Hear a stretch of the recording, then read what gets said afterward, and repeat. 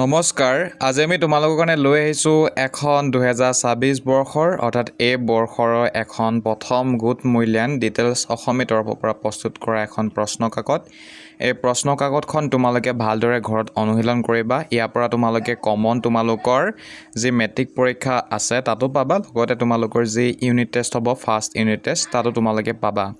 গতিকে তোমালোকে এই প্ৰশ্ন কাকতখন ভালদৰে অনুশীলন কৰিবা আৰু এইখিনিতে অনুৰোধ কৰিম তোমালোকক চেনেলটো ছাবস্ক্ৰাইব কৰি লোৱা তোমালোকে, কাৰণ তোমালোকৰ কাৰণে ভিডিঅ' বনাম আমি। গতিকে তোমালোকে ছাবস্ক্ৰাইব কৰিলে ভিডিঅ' চাবলৈ পাই থাকিবা। গতিকে বহুতে ছাবস্ক্ৰাইবে নাই কৰা, অনুৰোধ কৰিম তোমালোকক ছাবস্ক্ৰাইব কৰি ল'বা, ঠিক আছে। আৰু ছাত্ৰ ছাত্ৰীসকল তোমালোকে এতিয়া প্ৰশ্ন কাকতখনৰ কি কি আছেনো ভালদৰে চাই লোৱা।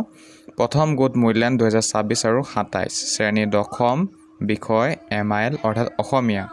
সময় 2 ঘণ্টা আছে, গতিকে ঘৰতে তোমালোকে 2 ঘণ্টা সময়ৰ কাৰণে কি কৰিবা, প্ৰেক্টিছ কৰিবা, ঠিক আছে। তাৰপাছত পূৰ্ণ নম্বৰ 50।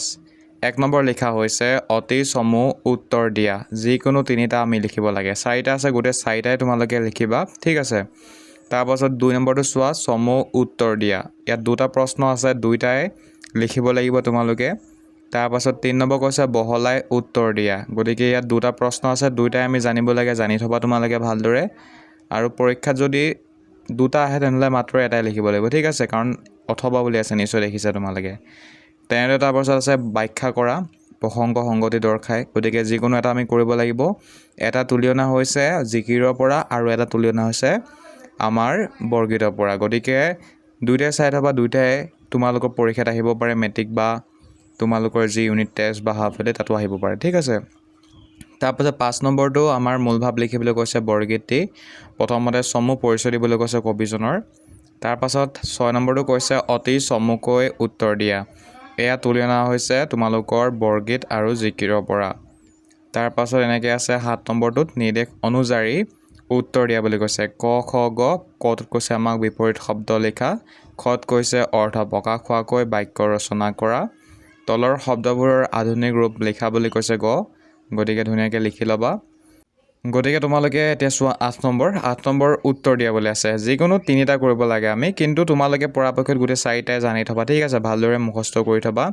আৰু প্ৰথম 2টা যে প্ৰশ্ন দেখিছে তোমালোকে ক আৰু খ, এই 2টা প্ৰশ্ন তুলি অনা হৈছে তোমালোকৰ বৈচিত্ৰ্যময় অসম কিতাপখনৰ। আৰু গ আৰু ঘ এয়া হৈছে তুলি অনা বৰগীত আৰু জিকিৰৰ পৰা। তেনেদৰে 9 নম্বৰ প্ৰশ্নটোও তোমালোকৰ তুলি অনা হৈছে বৈচিত্ৰ্যময় অসম কিতাপখনৰ পৰা।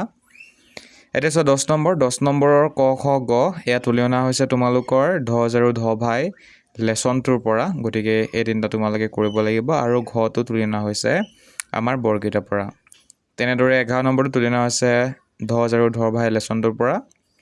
তাৰপাছত 12 নম্বৰ যিকোনো এটা বিষয়ত ৰচনা লিখিবলৈ কোৱা হৈছে। গতিকে এই 3খন ৰচনা তোমালোকে ভালদৰে নিশ্চয় চাবা। বহুত সংখ্যক ডিষ্ট্ৰিক্টতে মানে এইকেইখনৰ ভিতৰত এখন হ'লেও তোমালোকৰ কমন পৰিবই, ঠিক আছে।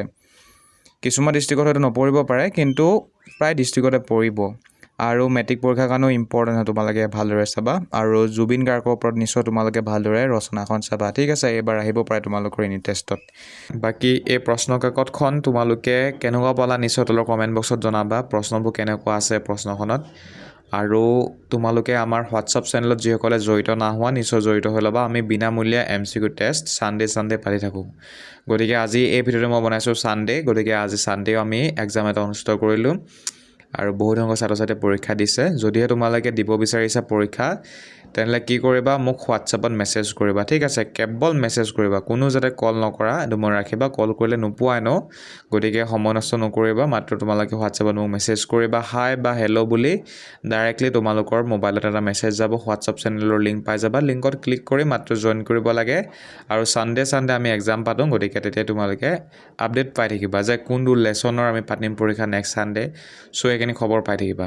গতিকে জড়িত হৈ ল'বা। আৰু তোমালোকে নিশ্চয় এই ভিডিঅ'টো তোমালোকৰ বন্ধুবৰ্গলৈ শ্বেয়াৰ কৰিবা, যাতে সকলোৱে এই ভিডিঅ'টোৰ পৰা উপকৃত হ'ব পাৰে আৰু প্ৰশ্ন কাকতখন কৰি নিজৰ ফাৰ্ষ্ট ইউনিট টেষ্টৰ কাৰণে নিজকে মানে উপকৃত কৰিব পাৰে, ঠিক আছে। গতিকে ভিডিঅ'টো চোৱাৰ কাৰণে তোমালোকক ধন্যবাদ। প্ৰশ্ন কাকতখন তোমালোকে ভালদৰে নিশ্চয় চাই ল'ব, ভিডিঅ'টো ৰখাই পিনি।